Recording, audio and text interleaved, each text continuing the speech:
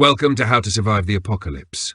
I'm your host, Ben Carter, and in today's episode, we confront a scenario more terrifying than bombs or bullets, the silent killer that spreads unseen, unstoppable. A global pandemic not of weeks, but years.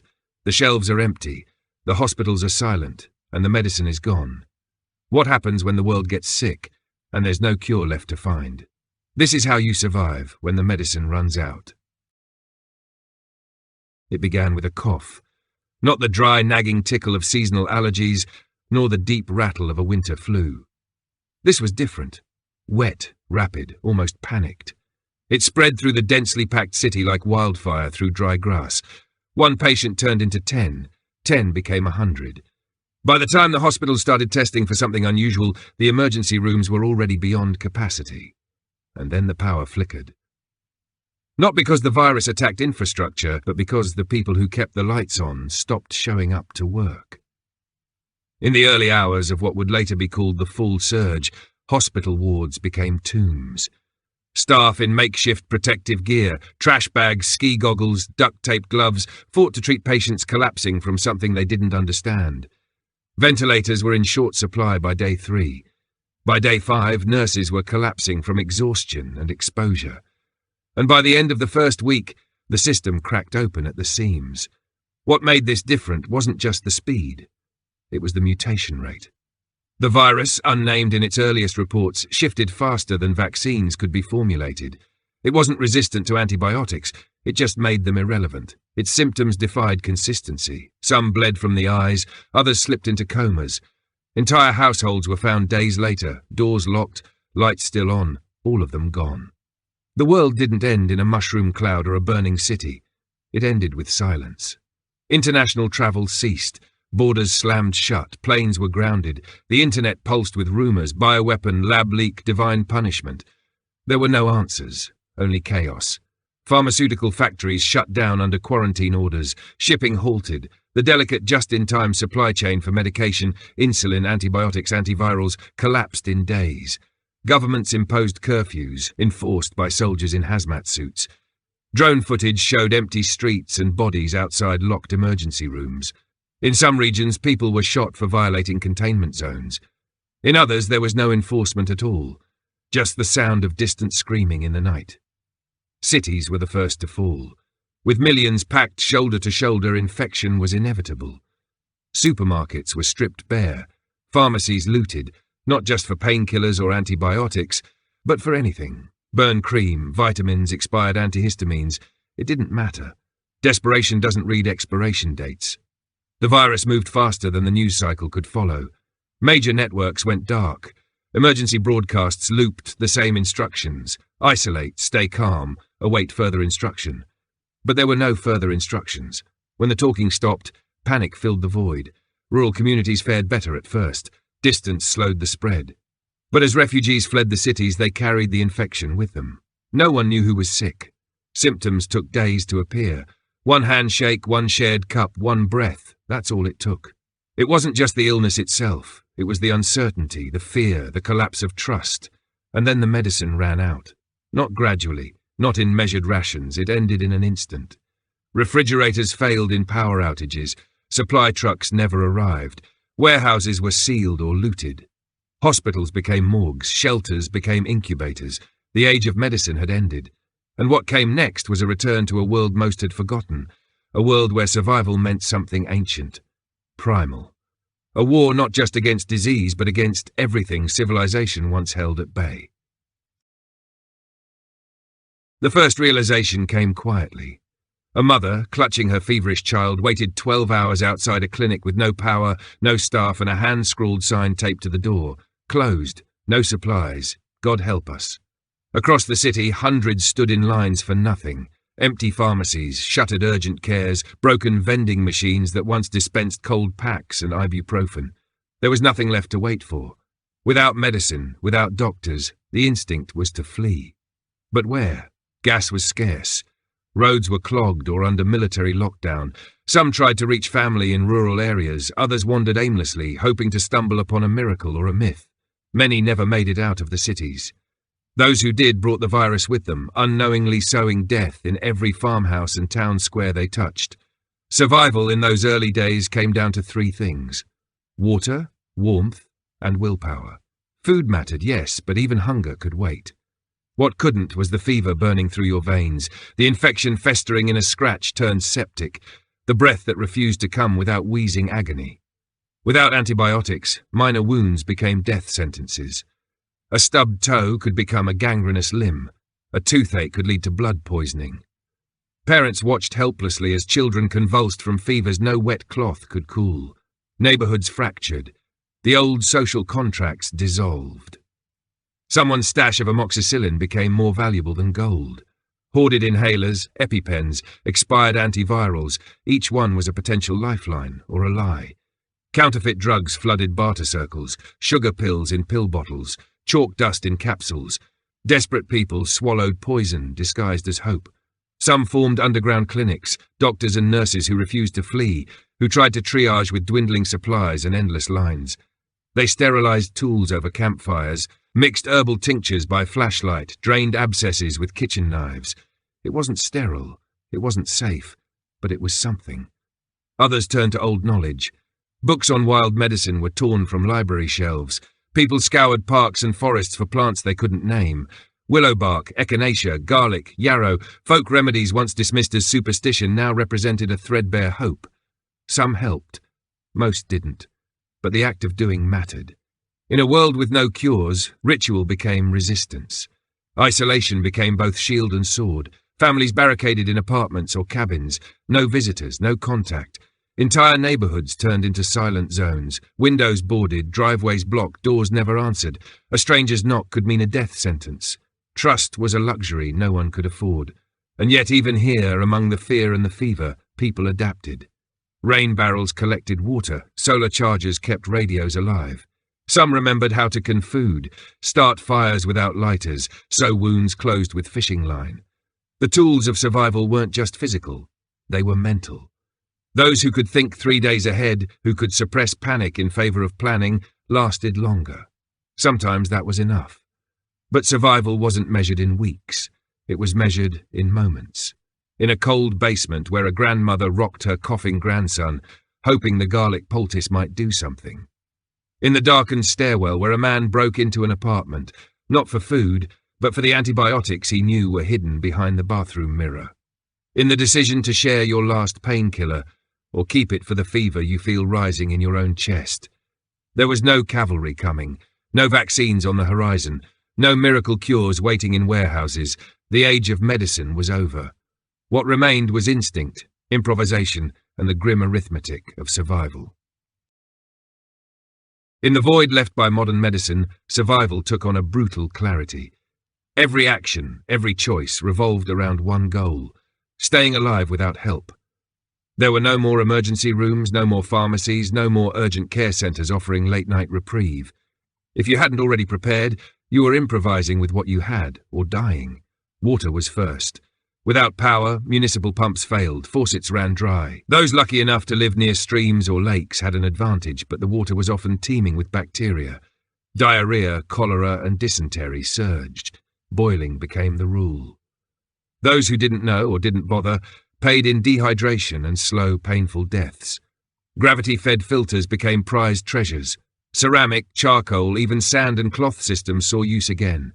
The knowledge that once lived in backwoods survival guides suddenly became gospel. Food security followed closely behind. Grocery store shelves had emptied in the first wave of panic, and those who thought they could wait for restocking realized too late that nothing was coming. Canned goods, rice, beans, anything shelf-stable became currency. Those with gardens, chickens, or access to land had a fighting chance. Those without, especially in cities, were left scavenging. Dumpster diving for expired nutrition bars became routine. Pigeons and rats, once ignored, became meat. And when even that ran out, some turned to pet food. Foraging returned, not as a pastime but as a lifeline. City dwellers rediscovered weeds that were edible. Dandelion greens, wild mustard, purslane, survival was in the cracks of sidewalks and abandoned lots. Mushrooms offered a gamble, nourishment or neurotoxin. Without books or experience, the difference was often fatal. Mistakes were made. People died learning what their great-grandparents once knew by heart. Shelter posed another problem. As looters roamed and buildings decayed, safety became a luxury. Urban apartments with shared ventilation and thin walls were death traps. Those who could moved into the countryside, into abandoned homes, into vehicles. The value of a dry, secure place with a locking door couldn't be overstated. Warmth became essential. In winter, people froze in their own beds. Old coats, sleeping bags, and wool blankets were guarded like family heirlooms. Wood stoves and propane heaters made a deadly comeback. When used wrong, they asphyxiated entire families. When used right, they saved lives. Defense became part of daily life. With desperation everywhere, theft and violence surged. Those with medicine were marked. Those with food were hunted. Guns changed hands more frequently than currency. Bows, crossbows, machetes, even homemade spears emerged from workshops and garages. Makeshift alarms were strung with pots and pans. Entrances were booby-trapped. Dogs became as valuable for their bark as for their bite. Communication vanished. Cell towers failed. The internet died. Power grids flickered and collapsed. People reverted to analog systems, shortwave radios, CB units, ham rigs. Those who knew how to build or operate them became invaluable. A single signal, broadcast from a working transmitter, could unite a town or warn of coming danger. But the airwaves also became chaotic. Disinformation, pleas for help, threats. Sorting signal from noise became a full-time job. The mental shift was stark. For many, the rules of the old world still lingered like ghosts. They clung to routines, tried to preserve dignity, clean clothes, tidy spaces, morning rituals. But the new world was relentless. It didn't care about appearances or schedules. It cared about resourcefulness, adaptability, and the ability to keep moving, even when everything inside screamed for comfort. In this new order, survival meant relearning how to live like humans once did. Before convenience, before modernity, before the promise of a pill to fix everything. It was hard, it was ugly, but it was possible. For those who understood the rules had changed and changed with them. When the center no longer holds, it's not nature that becomes the most immediate threat. It's people. Not because they are evil, but because they are desperate. When medication disappears, when food becomes barter, and when your child's fever spikes with no end in sight, morality fractures. Neighbors become risks. Strangers become predators.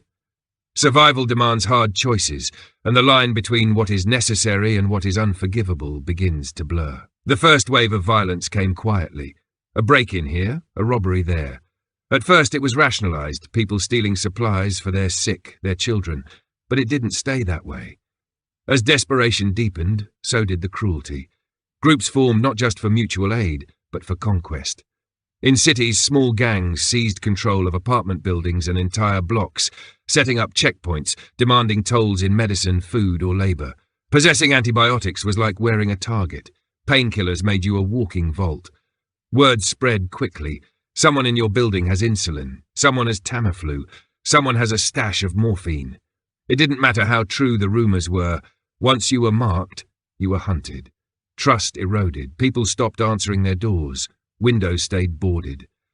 Communities that had once held potlucks now exchanged glares over barricades. One woman who tried to set up a shared sick ward in her church was found murdered, her body stripped of clothing and supplies. In some places, those who showed symptoms were forcibly ejected, left to die alone in the cold. Others were locked in basements, or worse, executed as a precaution. No one wanted to be the one who let the infection in. Rural areas weren't immune. In fact, the fear was often sharper. With fewer people came fewer resources and a tighter grip on what was available. Small towns posted armed guards at their borders. Signs warned travellers to keep moving or be shot. Outsiders were seen not as fellow survivors but as threats to be eliminated. In some cases, these threats were real. City refugees, hardened by chaos, arrived in groups demanding food and medicine. Farms were raided, barns set ablaze, dogs killed, crops stolen under moonlight, even families fractured. Disagreements over risk, over resource sharing, over who to help and who to leave behind, these turned homes into battlegrounds. A brother insisting on saving his infected wife, a daughter refusing to abandon her diabetic mother, a father secretly hoarding antibiotics for himself while claiming they were gone. Secrets bred resentment. Resentment birthed violence. In the absence of law, new codes emerged, some noble, most brutal. Groups adopted their own rules, enforced by fists, knives, or the barrel of a rifle. Vigilante justice surged. A man caught stealing antibiotics might be beaten, mutilated, or worse. In some camps, even suspicion was enough for punishment. Rumours of someone hoarding meds led to interrogations, searches, sometimes executions. Paranoia was survival. Trust was death. But not all turned to violence. In isolated pockets, people chose cooperation, shared gardens, rotating watches, pooled resources. These fragile micro-communities relied on strict agreements and mutual enforcement. Rules were clear: no stealing, no lying, no hoarding. Offenders were exiled, not killed. It wasn't utopia, it was necessity. And in some places it worked. These groups endured, their members bound not by blood but by shared survival logic. Still, for every camp of solidarity, there were 10 ruled by fear. When antibiotics become currency and trust is as rare as clean water, people revert. Civilization is not a guarantee, it is a choice, one that must be remade every day, even in the shadows of contagion. The collapse didn't present everyone with the same path. For many, the defining moment came in the form of a question: do you stay or do you go? Bugging in meant fortifying your home, relying on what you had and hoping the disease and the people didn't find you. Bugging out meant risking the road, facing the unknown, but possibly reaching something better. Neither was safe. Both were gambles with your life as the stake. Staying put worked best for those who had prepared, stockpiled food, medicine, clean water, and defensive tools. A locked-down apartment with blackout curtains and a silent generator could be a fortress, but only for so long. Sooner or later, someone noticed the smell of hot food or the glow of a light at night. Even a cough through thin drywall could spark a home invasion. Those who stayed needed silence, discipline, and a plan for when the last can of food ran out. The suburbs fared no better. Too spread out to defend easily, too populated to isolate. Houses were looted in broad daylight. Roads were blocked with abandoned cars. Entire neighborhoods went dark. One man barricaded in his garage managed 3 weeks before a group set fire to the front of his house to flush him out. He shot 2 before the smoke got to him. Others ran. They loaded backpacks, strapped gear to bicycles, filled their tanks with the last few gallons of fuel, and pointed themselves toward anywhere that felt safer. National parks, remote cabins, family farms. The idea was simple: get away from people, away from disease, away from desperation. But the road was its own nightmare. Gas stations were often dry. Those that weren't were sometimes bait, traps set by armed groups preying on travellers.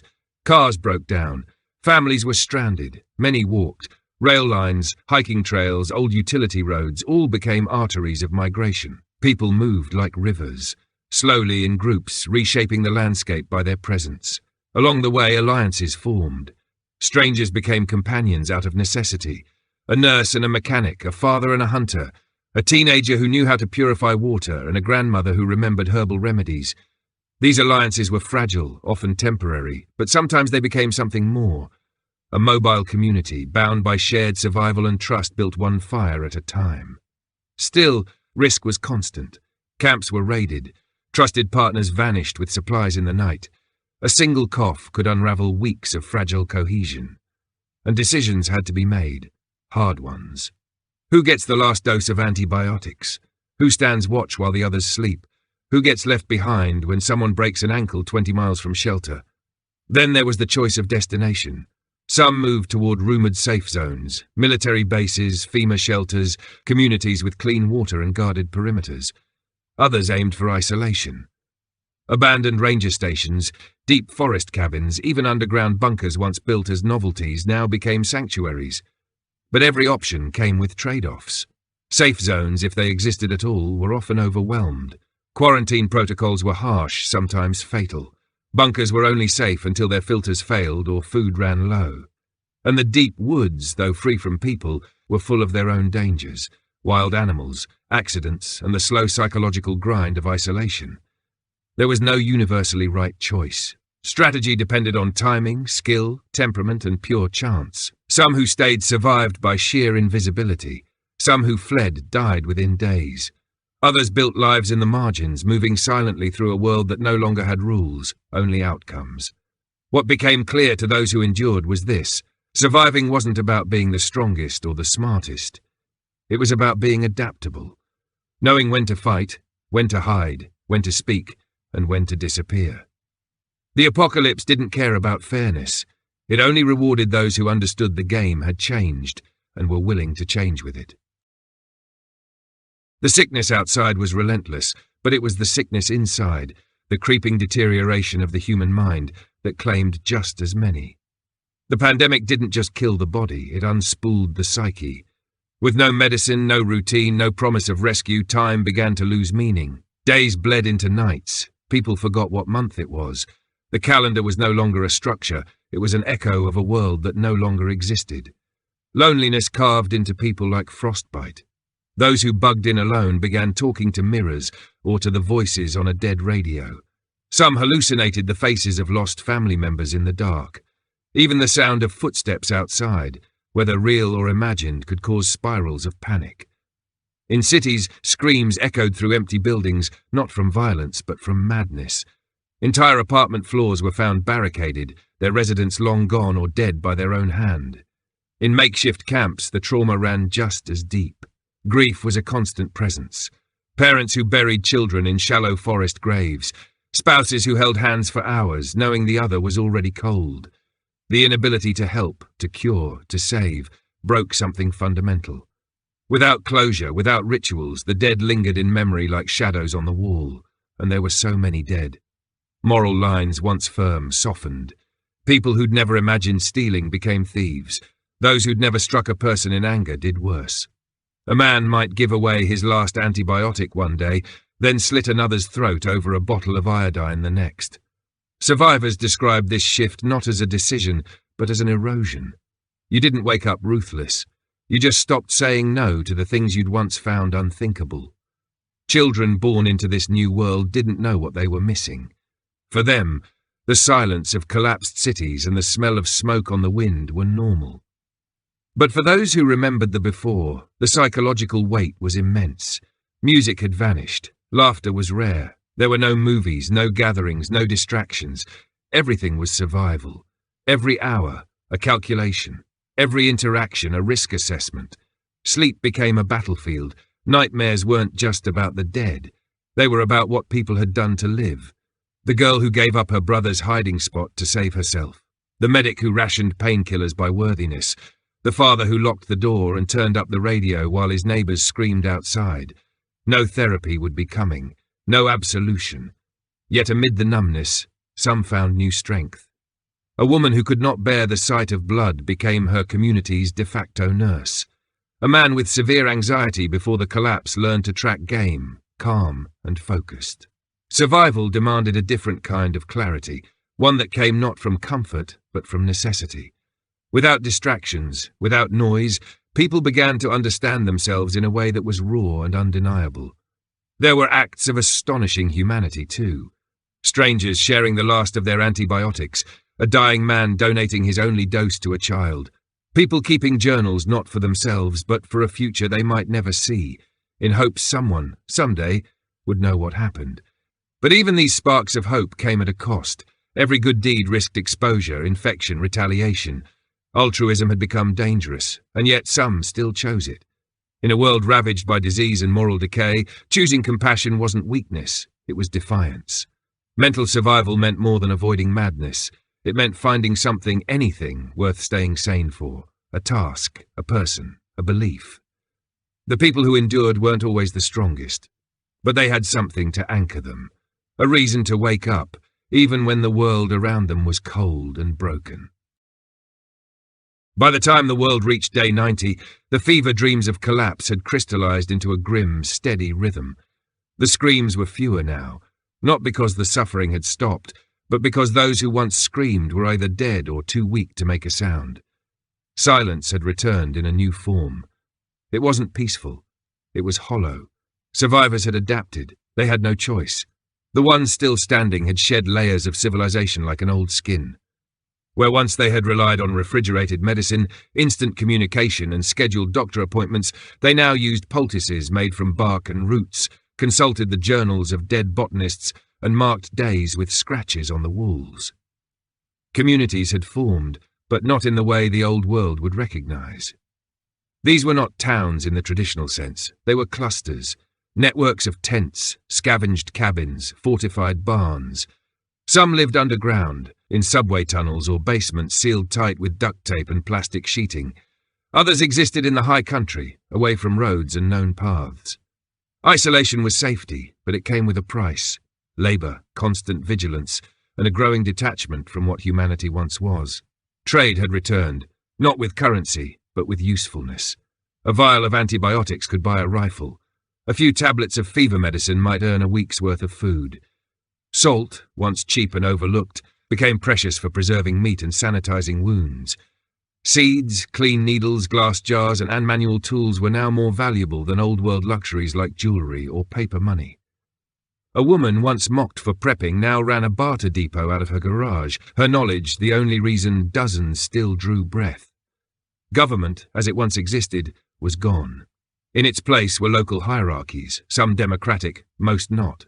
Rule was as often enforced by whoever had the most supplies, the most guns, or the most bodies willing to protect them. In rare pockets, old firefighters or sheriffs had stepped into leadership roles, using their experience to keep order. But more often the strong ruled and the weak complied, or were cast out. Medical care had reverted to something medieval, amputations done on wooden tables, fevers treated with wet rags and prayers, knowledge passed from survivor to survivor like sacred scripture. Entire systems of makeshift care developed around what few medicines remained. A single strip of antibiotics might be split into quarter doses, tracked obsessively in logbooks, traded like relics. Those who could perform even basic procedures, stitching wounds, setting bones, lancing infections, were protected and paid in food, fuel, or allegiance. Children born into this new era grew up differently. They were taught to identify edible plants before they could read. They learned to spot the signs of infection in an animal's eyes or smell. They knew how to boil water, sew a shirt, and load a weapon. Playgrounds were gone. Their games were quiet, practical, often sombre. The idea of going to school, to the doctor, or to a movie theatre was as abstract to them as tales of flying cars or outer space. Religious movements surged. Some believed the pandemic was divine punishment. Others claimed it was nature's reset button. In many communities, faith filled the vacuum left by vanished institutions. Services were held in barns, caves, or open fields. Preachers travelled from enclave to enclave on foot, offering not salvation but guidance and sometimes antibiotics. Despite the ruin, life continued. Crops were planted, babies were born, songs were sung quietly around fires. The dead were mourned, but the living endured. The world had not ended. It had transformed. And those who adapted, who refused to surrender to despair or rot in nostalgia for the old world, had built something, not better, not worse, just different. A fractured civilization growing from the ashes of the last one, shaped not by ideals, but by necessity. There was nothing fictional about the collapse. No alien invasion, no cinematic explosion, no time to prepare. It wasn't a story told through a screen, it was a reality echoing across the globe, eerily similar to the darkest pages of human history. The only difference was scale. The lessons weren't new, we had lived through them before. We just didn't remember.